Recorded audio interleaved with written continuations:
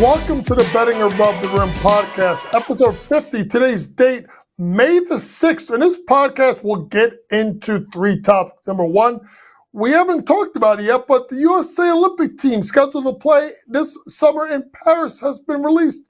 We'll go through the roster, and then I'll give you three players that I thought should have been on the roster. Next, we'll go to the Eastern Conference, and we'll preview game number one in the overall series between the Boston Celtics and the Cleveland Cavaliers. And then we'll round out today's podcast talking about the matchup for game one between Dallas and OKC. And let's get started with the Olympic team. The Olympic team was announced by Grant Hill over the last couple of weeks. They named 11 out of the 12 spots, and they named the 12 pretty much right away. So I'll bring in a graphic, and I'll give you the names of the roster. Bam Adebayo, Devin Booker, Steph Curry, Anthony Davis, Kevin Durant, Anthony Edwards, Joel Embiid, Tyrese Halliburton, Drew Holiday, LeBron James, Kawhi Leonard, and Jason Tatum. And this team, obviously after the way we performed during the FIBA World Cup, is trying to come back and bring home the gold medal. So when you look at this roster, it's littered with some of the greatest to play this game and some of the greats that are in the twilight of their career. So this is probably the last time you're going to see some of these guys on the Olympic team. Probably the last time you're going to see Steph Curry on the Olympic team. Probably the last time you see possibly LeBron James on the Olympic team. I think you also maybe the last time you see Kevin Durant on the Olympic team. So it's really an interesting concept, folks, because it's almost like a changing of the guard, if you will, right? From the older guard of Curry, of Durant, of LeBron, and you still got some of the current stars been around the league for a while, the Devin Bookers, the Anthony Davises, but now you're starting to bring in that next crop of superstars, right?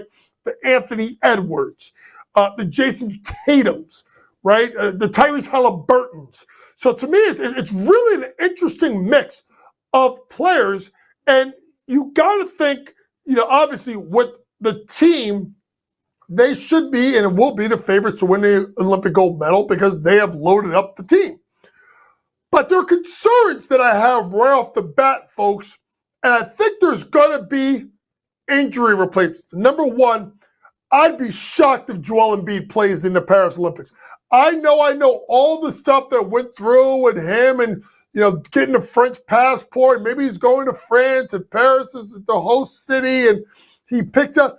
That needs barking. And if you saw Joel Embiid down the stretch of the NBA season and that, especially in that first round series versus New York Knicks, he looked very much compromised. And you have to wonder if a team like the Philadelphia 76ers would rather him get that knee scoped and get checked out and let's get him back for the regular season. Because if Joel Embiid were to play in the Olympics, which I do believe is in August, we're going to run the risk of maybe if he gets his knee scoped, he's not ready for the beginning of the regular season. So watch out for, obviously, Joel Embiid if he plays.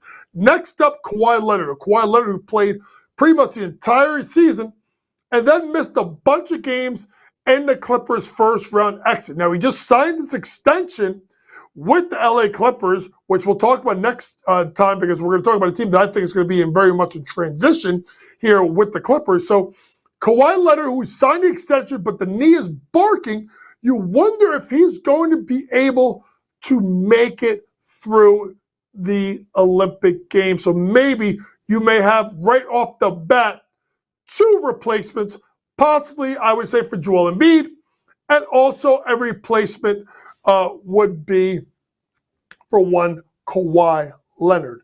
So when you start thinking about the team, it's really hard to select 12 players. If you think of what Grant Hill did, especially with making certain picks, he valued bigger guards. He valued defense. That's why you look at a guy like Drew Holiday picking. That's why Halliburton is a bigger guard. That was the thing. You look at some of these European teams, bigger guards. Maybe that's the thought process that Grant Hill had. But I came into this saying that there were three guys that I think were omissions to the team. First off, Jalen Brunson. Jalen Brunson, who played in the FIBA World Cup team, was, I think, sometimes considered to be the leader of the team. And a Jalen Brunson who has firmly entrenched himself, to me, as one of the top 20 players in the world. A Jalen Brunson who has been absolutely phenomenal for the Knicks for these last 2 years. A Jalen Brunson that took his game to another level once Julius Randle got hurt. And it's been spectacular. Look at the series that he had versus Philadelphia, where he scored 39-plus points in 4 straight games. First person to do it since Michael Jordan in the playoffs. So, to me, Jalen Brunson, for what he brings to the table as a point guard, and someone, folks, that although he's a scoring guard, is very comfortable dishing the ball off to other people and let other people eat, doesn't have an ego. I really thought, in my opinion, Jalen Brunson should have been on the Olympic team. Probably, I would say, for maybe a Tyrese Halliburton. Interesting enough that those two teams are squaring off tonight in the first round of the Eastern Conference semifinals. Second player that I would really have looked to is, and I know people may not like this, it's Kyrie Irving. I mean, Kyrie Irving had an absolutely fantastic year for the Dallas Mavericks, scoring about 25 points a game, can do it all different ways. And I would say this, you look at that roster, okay? I'm going to say this. The best one-on-one player in the United States, a U.S. sport player, is Kyrie Irving. Kyrie Irving will go get a shot off on anybody he wants and twice on Sunday.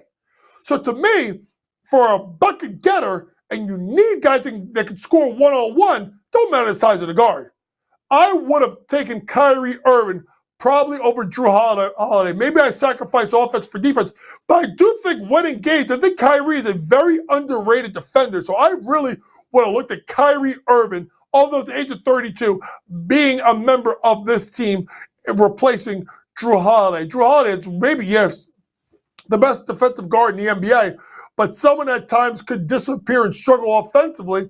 And I would say that when he's in the game, if I'm the European team, some of the other teams, I'm going to let him try and beat us. Slack off, make him make shots. The third person, it's an interesting case here that I'm going to make, and that's Mikal Bridges.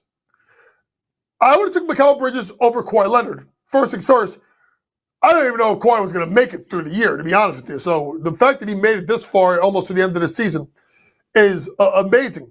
But to me, I really felt like this should have been a spot for Mikal Bridges. Why? He's one of the premier 3-and-D guys in the world. He can guard 1 through 4, long, athletic, can shoot the 3 so he can space the floor. And I think he would have been a perfect addition for this team. When you talk about a guy like Devin Booker who can create his own shot, Steph Curry, right? Kevin Durant, Anthony Edwards, right? You know, LeBron could drive gaps. Jason Tatum's obviously a really good individual one-on-one player. Having a guy that can stand on a quarter and knock down threes and be okay with it, but also defend on the other side, would have been something that would have been very intriguing to me. So to me, I really thought that I would have took a hard look at Mikal Bridges of the Brooklyn Nets as being a member of this team, particularly to take over for someone like Kawhi Leonard. And as I'm thinking here, and what's great about this podcast and what's great about what our producer Matt George is, he gives me topics and he kind of lets me just kind of go. And as I start talking, I start to think about things that kind of pop into my head of maybe people that I think, well, you know what, maybe this is someone that I didn't think about. I'm going to make a compelling case, ready folks, for a big man. Prohibitive Joel Embiid does not play. Well, if you start looking down the line of centers in the world, and you're like, all right, well, we don't got much. There's Bam, you know. Obviously, there's Embiid now because he's got the U.S. citizenship and he is on our roster. But who would be the third person? Folks, you may be surprised what I'm about to say. I would have took a look at Miles Turner. Miles Turner at 6'11", one of the premier defensive centers in the NBA, can block shots, can stretch the floor in the international game in that wider lane that gives driving angles for guards. So to me, I would have been interested in possibly Miles Turner if Joel Embiid can't play. Because if you're thinking like the best the best centers in the United States, right? Where are we going, right? I mean, you looking at Chet Holmgren, right? I'm not going to take like a guy like Al Horford. Robert Williams gets hurt too often. Where are we going? Walker Kessler? I can't take Walker Kessler. So to me, I mean, you could look at someone like a Jared Allen or an Evan Mobley as well. I think my problem with Evan Mobley is he gets bodied too much. Jared Allen would be, honestly, would be very intriguing to me. But to me, I would really look at Miles Turner. I think he would have been a good addition to this because of his ability to stretch the floor from three, but also play defense. So be on the lookout for possibly, if Joel Embiid doesn't go, they have to go with a second center to go with Bam. Do they look at someone like a Miles Turner? Or do they go with someone like an Evan Mobley, someone like a Jared Allen, someone like a DeAndre Ayton? So to me, I would really be looking at squarely at all those guys because of the international game. I'd be looking at Miles Turner as being a possible member to replace Joel Embiid should Embiid not play because of a knee injury. Let's move on to a preview of the Eastern Conference semifinals with Boston taking on Cleveland. And if you look at it, folks, I mean, the Celtics are a minus 1,400 favorite to win this series. Cleveland being plus 800. Series spread, Boston minus 2.5 games at minus 185. And when you look at this series, right, it's going to come down to this, folks. How many games can Donovan Mitchell steal by himself? That is what it comes down to. What can Donovan Mitchell do in this series in regards to literally, can he will this team to how many wins? So when you start thinking about it, is how many wins could he get them, right? Well, folks, I don't think it's more than one. I really don't think so. I really think if you look at this series and to look at Donovan Mitchell, he's obviously going to be able to score the ball, but I don't think he's going to be able to get you more than one game. So I would look at, obviously Donovan Mitchell to do his damage, and he's going to score the ball. And if you look at versus Boston, he averaged 30 points per game in 2 games, shot 50% from the floor, 33.3% from three. But he's not going to get you more than one. So the one thing I would look at right off the bat is I think this goes 5 games or less. Could you get, a sweep here? I could see that. And right now, if you think about it, folks, over 4.5 games is minus 240 right now on the FanDuel Sportsbook as we are shooting this episode. Under 4.5 is plus 160.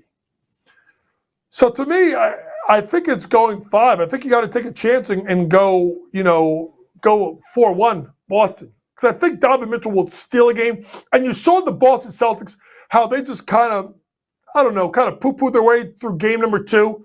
Obviously, Miami shot, what's out of the ball and gave them a chance. So I think this is going to be 4-1.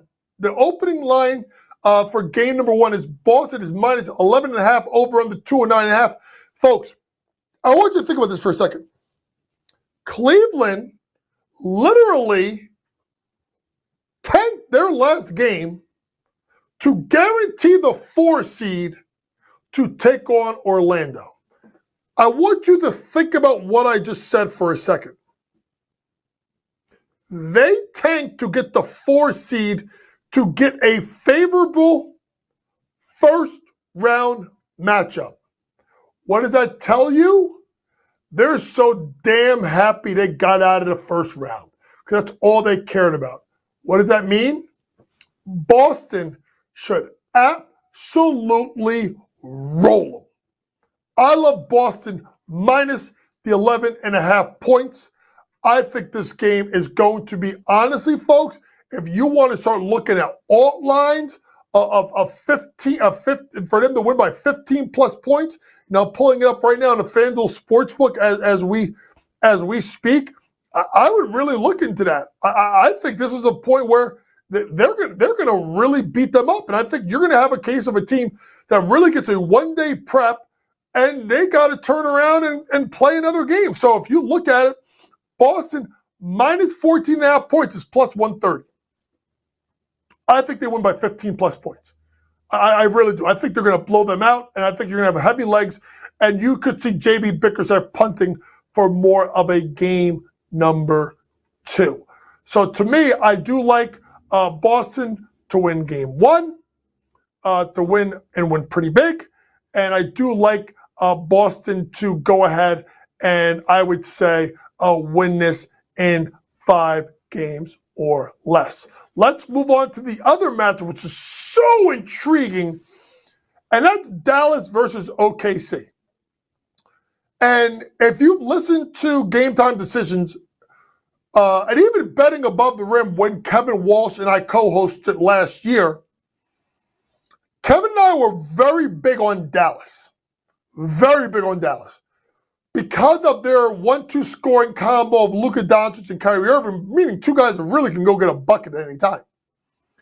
And they've both been, honestly, they've been good. They haven't been, especially Luka, has not shot the ball particularly well from the three-point line in this year's playoffs. And I think that's my main concern with Dallas is they got to shoot, particularly Luka, better from three-point range. Yes, Luka is averaging nearly 30 points per game in this year's playoffs, but he only shot 23.9% from 3, right? If you look at the last 3 games, games 4, 5, and 6, Luka Doncic has shot a combined 4 for 27 from 3.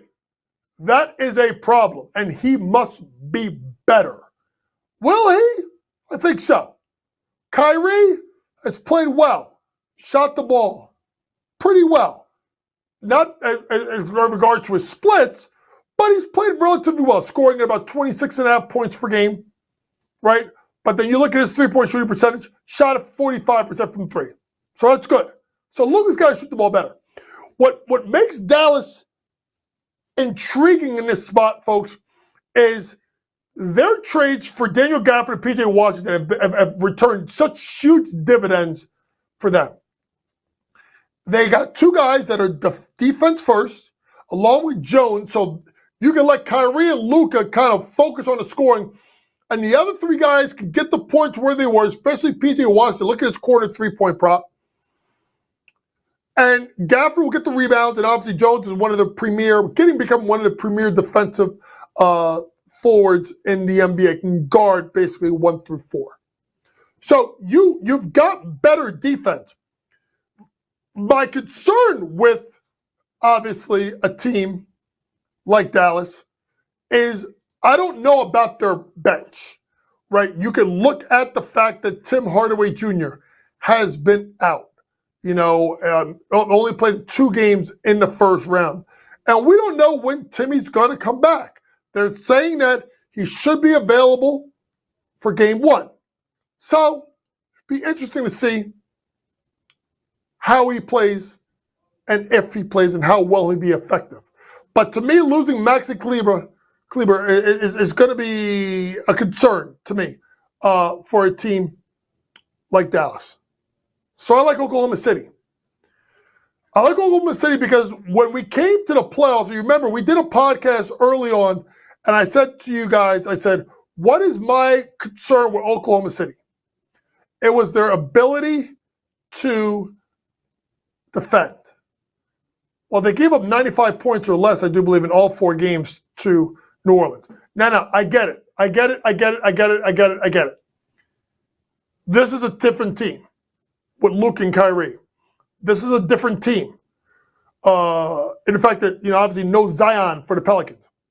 But their defense is better. And here's why I also like Oklahoma City. My concern with Oklahoma City is defending bigs.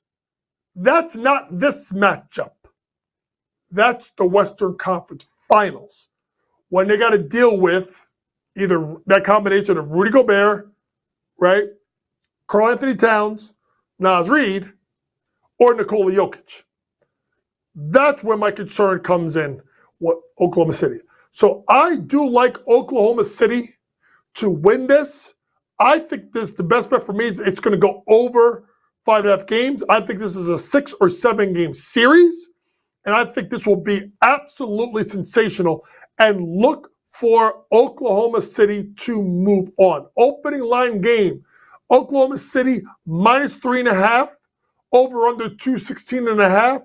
I'm going to go ahead and I'm going to take the Thunder in game number 1 to cover the 3.5 point spread. So really quickly, I like Boston to win game 1 and cover the spread. I think they win by 15 plus. It's a plus 130. I like Boston to win in 5 games or less. I like OKC to win in 6 games or more. So I'm going to go over under 5.5 games. I think it goes 6 or 7. And then I like Oklahoma City minus 3.5 in game number 1. This has been your Betting Above the Rim podcast for May 6th. For all things sports gambling, please go download that SportsGrid app. Pre-game, in-game, post-game, props, predictions, and more from some of the very best in the sports gambling industry. Next podcast will be taped on Thursday. We'll reset the board again, and we'll look a little bit into the transfer portal market. We'll touch a little bit of the college basketball and touch the WNBA. We're getting close, folks. We'll talk about Caitlin Clark and how she looks so far for the Indiana Fever. For my producer, Matty George, Vinny always does a great job with the graphics. This is Coach Young. Thank you for listening, folks. Remember, it's smarter to be on SportsGrid. Good night.